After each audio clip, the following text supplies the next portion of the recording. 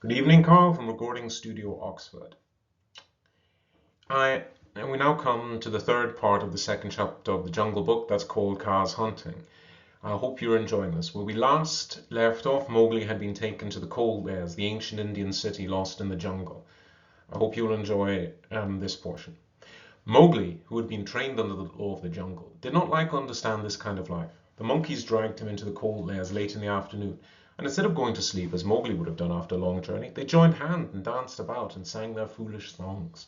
One of the monkeys made a speech and told his companions that Mowgli's capture marked a new thing in the history of the Bandar log, for Mowgli was going to show them how to weave sticks and canes together as a protection against rain and cold. Mowgli picked some creepers and began to work them in and out, and the monkeys tried to imitate. In a very few minutes they lost interest and began to pull their tails or jump up and down on all fours, coughing.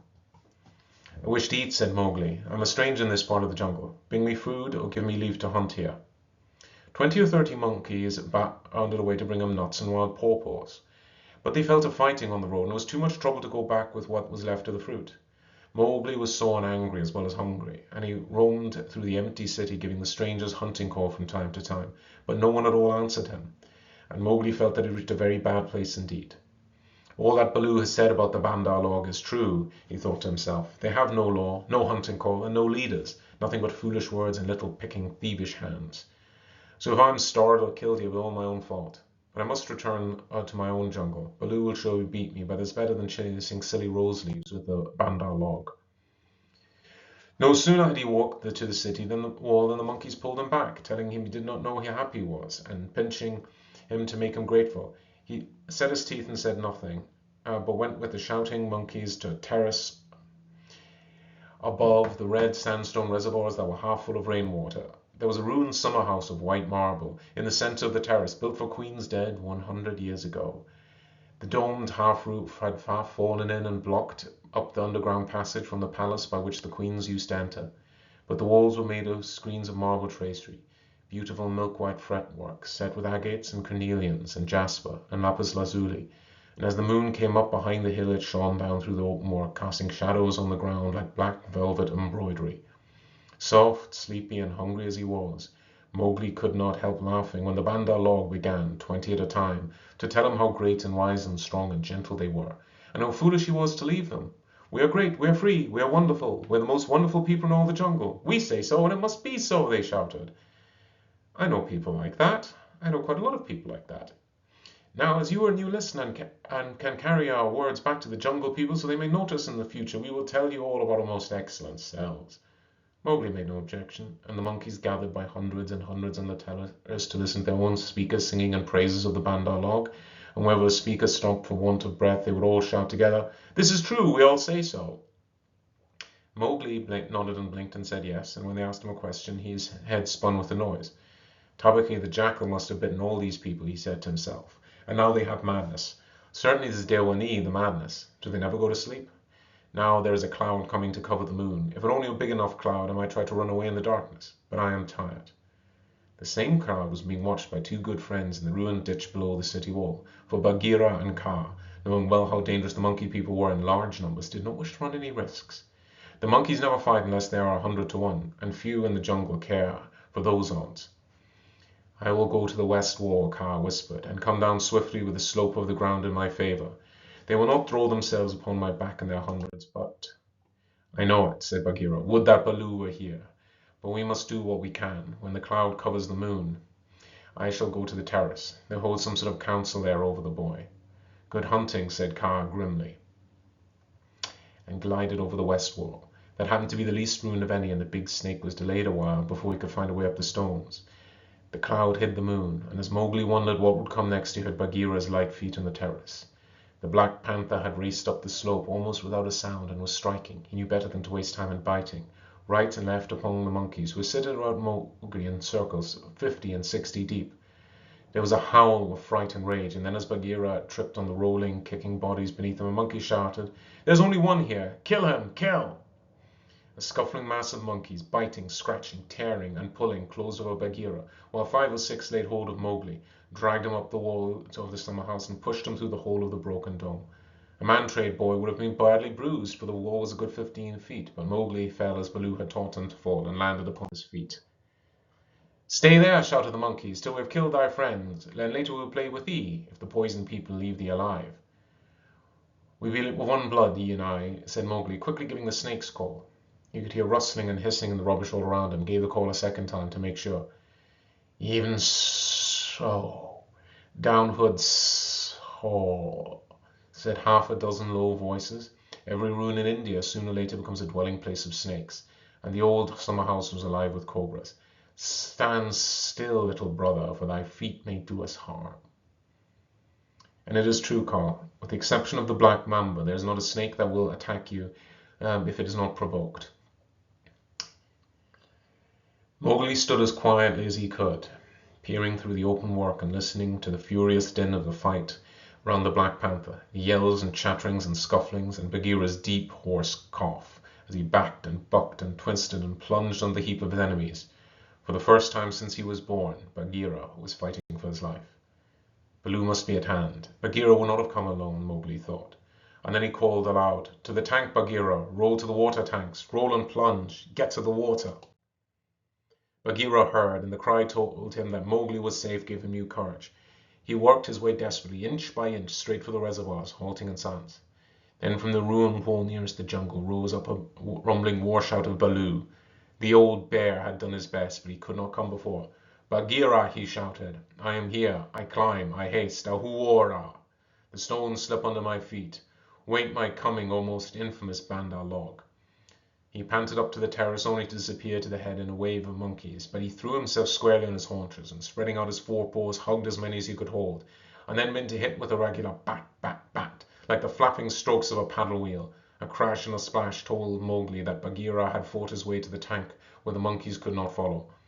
The panther lay gasping for his breath, his head just out of the water, while monkeys stood 3 deep on the red steps, dancing up and down with rage, ready to spring upon him from all sides if he came out to help Baloo. It was then that Bagheera lifted up his dripping chin and in despair gave the snake's call for protection.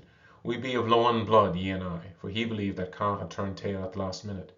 Even Baloo, half smothered on the monkeys at the edge of the terrace, could not help chuckling as he heard the Black Panther asking for help. Kaa had only just worked his way over the west wall, landing with a wrench that dislodged a coping stone into the ditch. He had no intention of losing any advantage over the ground, and he coiled and uncoiled himself once or twice to be sure that every foot of his long body was in working order. All the while the fight with Baloo went on, and the monkeys yelled in the tank round Bagheera, and Mang the Bat, flying to and fro, carried the news of the great battle over the jungle, till even Hathi the wild elephant trumpeted, and far, far away, scattered bands of the monkey folk woke and came leaping along the tree roads to help their comrades in the cold Lairs, and the noise of the fight roused all the day birds for miles around.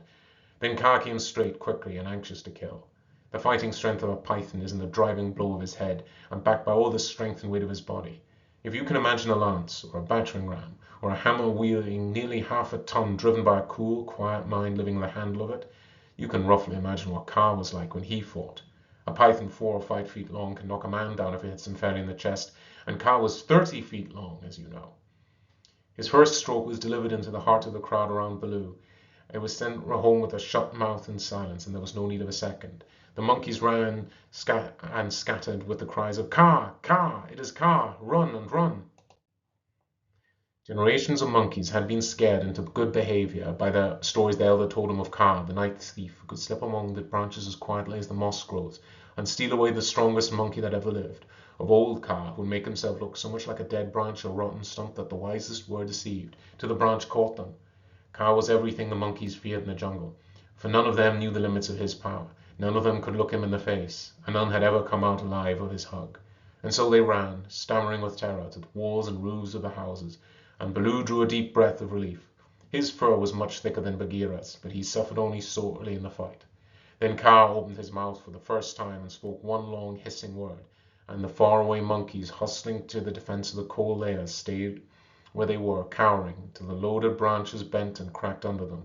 The monkeys on the walls and the empty houses stopped their cries. In the stillness that fell upon the city, Mowgli heard Bagheera shaking his wet sides as he came up from the tank. Then the clamour broke out again. The monkeys leaped higher up the walls. They clung around the necks of the big stone idols and shrieked as they skipped along the battlements, while Mowgli, dancing in the summer house, put his eye to the screenwork and hooted owl fashion between his front teeth, showed his derision and contempt. Get the man cub out of that trap. I can do no more, Bagheera gasped. Let us take the man cub and go. They may attack again. They'll not move till I order them. Stay you so, Kaa hissed, and the city was silent some more. I could not come before, brother, but I think I heard thee call. This was to Bagheera. I may have cried out in battle, Bagheera answered. Baloo, art thou hurt? I'm not sure that they did not pull me into 100 little bearlings, said Baloo gravely, shaking one leg after the other. Wow, I am sore. Kaa, we owe thee, I think, our lives, Bagheera and I. No matter. Where is the manling? He in a trap. I cannot climb out, cried Mowgli. The curve of the broken dome was above his head. Ha, said Kaa with a chuckle. He has friends everywhere, this manling. Stand back, manling, and hide, you, O poison people. I break down the wall. Kaa looked carefully till he found a discoloured crack in the marble tracery showing a weak spot, made 2 or 3 light taps with his head to get the distance, and then lifting up 6 feet of his body clear off the ground, sent home some half a dozen of full-powered smashing blows nose first. The screenwork broke and fell away in a cloud of dust and rubbish, and Mowgli leaped through the opening and flung himself between Baloo and Bagheera, an arm around each neck. Art thou hurt? Said Baloo, hugging him softly. I am so hungry and not a little bruised, but oh, they have handled you grievously, my brothers. Ye bleed. Others also, said Bagheera, licking his lips and looking at the monkey dead upon the terrace and round the tank. It is nothing, if thou art safe, oh, my little pride of all little frogs, whimpered Baloo. Of that we shall judge later, said Bagheera, in a dry voice that Mowgli did not at all like. But here is Kaa, to whom we owe the battle, and thou owest thy life. Thank him according to our customs, Mowgli. Mowgli turned and saw the great python's head swaying a foot above his own. So this is the manling, said Kaa, very soft to the skin, and he is not unlike the Bandar log. Have a care, manling, that I don't mistake thee for a monkey on some twilight when I have newly changed my coat. We be of one blood, thou and I, Mowgli answered. I take my life from thee tonight. My kill shall be thy kill if ever thou art hungry, O Kaa. All thanks, little brother, said Kaa, though his eyes twinkled. And what may so bold a hunter kill? I ask that I may follow when he next goes abroad. I kill nothing, I am too little, but I drive goats towards such as can use them. When thou'rt empty, come to me and see if I speak the truth. I have some skill in these, and he held up his hands, Kaa. And if ever thou art in a trap, I may pay the debt which I owe thee, to Bagheera and to Baloo. Good hunting to you all, my masters. Well said, growled Mowgli, for Mowgli had returned thanks very prettily. The python dropped his head lightly for a minute on Mowgli's shoulders. A brave heart and a courteous tongue, said he. They shall carry thee far through the jungle, manling. But now go hence with thy hands. Go and sleep, for the moon sets, and what follows is not well that thou shouldst see. The moon was sinking behind the hills, and lines of trembling monkeys huddled together on the walls and battlements, looking like the ragged, shaky fringes of things. Baloo went down to the tank for a drink, and Bagheera began to put his fur on as Kaa glided out into the centre of the terrace and brought his jaws together with a ringing snap that drew all the monkeys' eyes upon him. The moon sets, he said. Is there light enough to see? From the walls came a moan like the wind in the treetops. We see, O Kaa. Good. Begins now the dance of the hunger of Kaa. Sit still and watch. He turned twice or thrice in a big circle, weaving his head from left to right. Then he began making loops and figures of 8 with his body, and soft, oozy triangles that melted into squares and 5-sided figures, and coiled mounds, never resting, never hurrying, and never stopping his low, humming song. It grew darker and darker, till at last the dragging, shifting coils disappeared, but they could hear the rustle of the scales. Baloo and Bagheera stood still as stones, still growling their throats, their neck hair bristling, and Mowgli watched and wondered. Bandar log, said the voice of Kaa at last. Can ye stir foot or hand without my order? Speak! Without thy order we cannot stir foot or hand, O Kaa. Good. Come all one pace nearer to me. The lines of the monkeys swayed forward helplessly, and Baloo and Bagheera took one stiff step forward them. Nearer, hissed Kaa, and they all moved again. Mowgli laid his hands upon Baloo and Bagheera to get them away, and the 2 greased started as though they had been waked from a dream. Keep thy hand on my shoulder, Bagheera whispered. Keep it there, or I must go back. I must go back to Kaa. Ah! There's only old Kaa making circles in the dust, said Mowgli. Let us go. And the 3 slipped off through a gap in the walls of the jungle.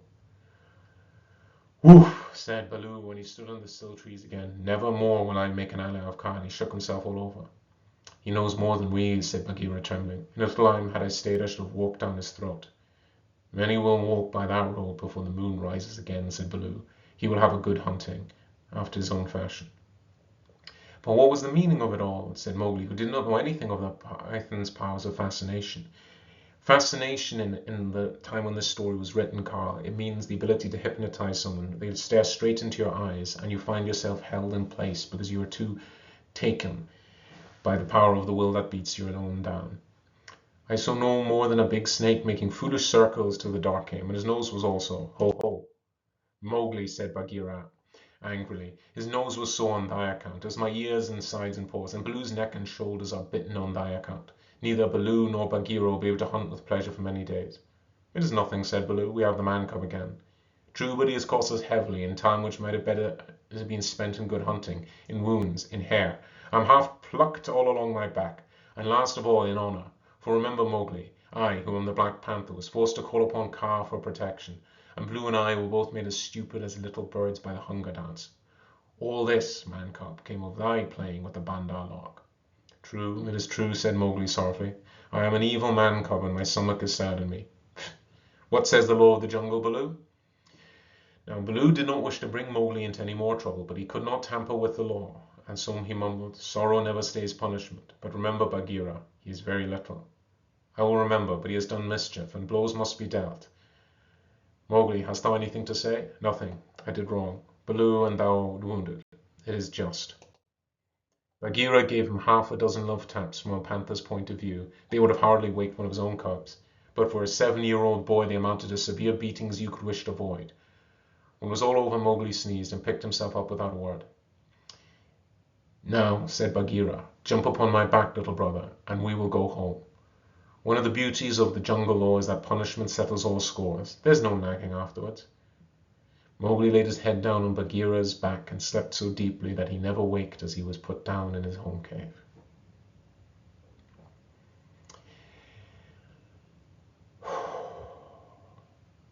Well, that was a lovely story, and I'm very glad that I'm able to share it with you, Carl. The important thing, the important lesson here is the law. The people of the jungle, they know right from wrong. They know what is the law and what is not the law. And it is because they observe that law that they are safe and that they are able to live as honorable, as honest beings. But the monkey people think they are great because they despise the law, and so they are the fit prey of Kaa. And more, they never build anything, they never achieve anything. All their dreams are just fantasies. It's an amazing piece of writing, and I've never seen it quite in this light, and I don't think I ever would have without you. I just close then with this video with the road song of the Bandar log. The road song of the Bandar log. Here we go on flung festoon, halfway up to the jealous moon. Don't you envy our prance for bands? Don't you wish you had extra hands? Would you like your tails were so curved in the shape of a cupid's bow? Now you're angry, but never mind, brother, thy tail hangs down behind. Here we sit in a branchy row, thinking beautiful things we know, dreaming of deeds we mean to do, all complete in a minute or two, something noble and wise and good, done merely wishing we could. We've forgotten, but never mind, brother, thy tail hangs down behind. All the talk we ever had, uttered by bat or beast or bird, hide or fin or scale or feather, jabber it quickly, we're all together, excellent, wonderful, once again.